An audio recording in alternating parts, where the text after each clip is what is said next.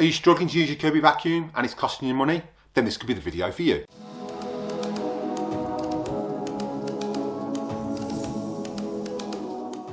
Now, everything you're using in the video today, there will be links in the description below for the best place to get those Kirby products. Make sure you check those out at the end of this video. Hi Kirby fans, welcome back to the channel. So recently I did a YouTube short and it got quite confusing for a lot of people to comprehend. So today I'm going to be diving in a lot deeper and showing you the issues you may be getting with your Kirby, and this could cost you money in belt, brush rolls and even Kirby motors over time. So let's jump in and have a look. Before any of you got your Kirby Vacuum, you had the cheap plastic vacuum.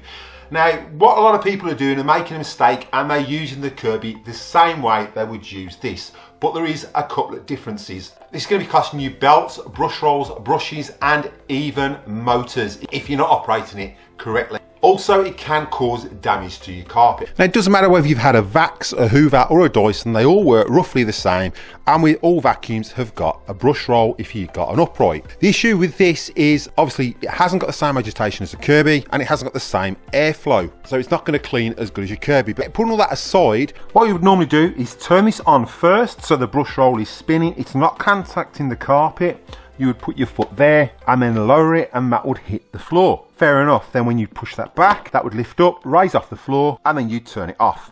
Now, what you've got to remember when using the Kirby, you're not using a $200 vacuum. You're using the most efficient and quality vacuum you can buy on the market. Yes, they are expensive, but they will last you for years to come if you use them correctly. Now, with the Kirby, when we lower that handle down, this doesn't lower to the floor automatically. We've got a toe touch control. So I'll quickly explain what happens when you use that toe touch control. And a lot of people are doing this and it's costing them a fortune in belts, brush rolls, and even costing them maintenance on their motors. Now, whether you've got a Kirby from 1978, the first generation series, or even up to the Avalier or the Avalier 2, and they all run exactly the same and use belts. Now, this is the most expensive thing you could buy for your Kirby Vacuum, and a lot of people go through tons of those a year just by doing this. Even going back to a Kirby from 1978, 1991, or even 2014, you've got a toe touch control. With the original vacuum, you turn it on and lower it down. What a lot of people do with the Kirby, and you should never do this, they've got a low floor, or even a carpet like this, which is a bit of a pile, and they'll just lower that down and turn it on. You should never do that. The reason for that is this is height adjustment for your carpet. If you think of it like a car, what you've got is that brush roll is now hitting that carpet and it's buried into that carpet. And what happens when you turn it on?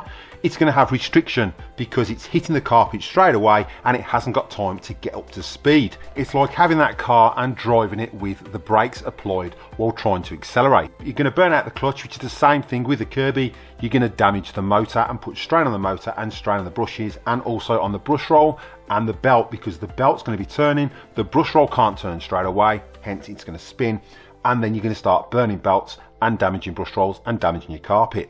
And this goes the same for when you're turning your Kirby off. So before you even turn your Kirby on, make sure the brush roll is fully raised. Now, with that head raised, you're going to turn on your Kirby. I will be using some expensive sound effects, so we'll turn it on. So I've just muted the expensive sound effects, and now that brush roll's spinning and it's got up to speed, then it's time to lower it. So what you do is you lower that Kirby down until the tone changes. And what you'll notice is as we lower it down, normally it's about 2 clicks on a high pile carpet, maybe 4 clicks on a low pile carpet. It all depends on the thickness of that carpet. So as you lower it down, that Kirby's running. And then you get that nice deep tone. As soon as you get that deep tone, the brush roll has hit the carpet. It is now in contact with that carpet, and then you just lower it one more click, just one more click after that tone changes, and that is it. You should never whack it all the way down because that is burying it into the carpet. It's going to burn belts, it's going to damage your brush roll, and it can damage your carpet over time, and it's going to put strain on the motor if you start this Kirby up with that brush roll in contact with that floor. Now, when turning off your Kirby Vacuum, don't just turn it off, make sure you fully raise that head before you turn it off. It's a bit like a car. Now, if you're going to turn that off with it in contact with that carpet, the Kirby isn't getting a chance to stop itself. The carpet's going to be slowing it down.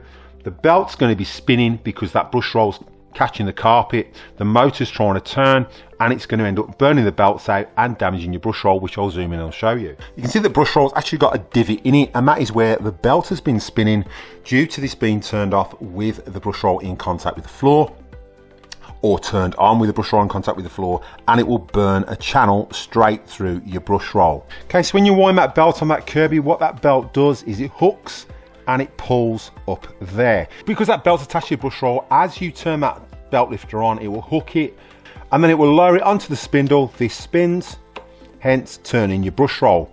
What happens is when you turn this off with this fully down, what will happen is that will be forced to slow down. This motor's still turning, this belt's going to burn into that. It's also going to put strain on the motor because you're literally putting the brakes on this and on that straight away, so the motor hasn't got a chance to slow down itself. And that goes for the same when you're starting it up. If you think of it at the moment that's hooked on there, that will turn really free. If it's lowered down to the floor, obviously I'm going to give it a bit of resistance. We're going to turn that. That's not going to turn, so that's going to spin. That's going to burn your belt straight away, just from the start off until it finally gets the momentum to spin up, which again is going to cost you in brush rolls, and again it's going to cost you in belts, and going to put strain on the motor, costing you either to replace the motor or replace the bushes over time. Right, so the next tip with your tech drive, the reason you should not have your Kirby in tech drive when it's not in use, think of it as an automatic car. You can't tow automatics because it will damage the torque converter. It works the same with the Kirby Vacuum. Neutral is for pushing it around. When you've got it in drive, you've got the tech drive assist turned on, but there's no power going from the Kirby to that. So because there's no power, it isn't going to turn those, and then you're going to force it along the floor while it's engaged in gear. Always make sure when you're moving your Kirby around, you have turned off the tech drive, so then you can wheel it around freely.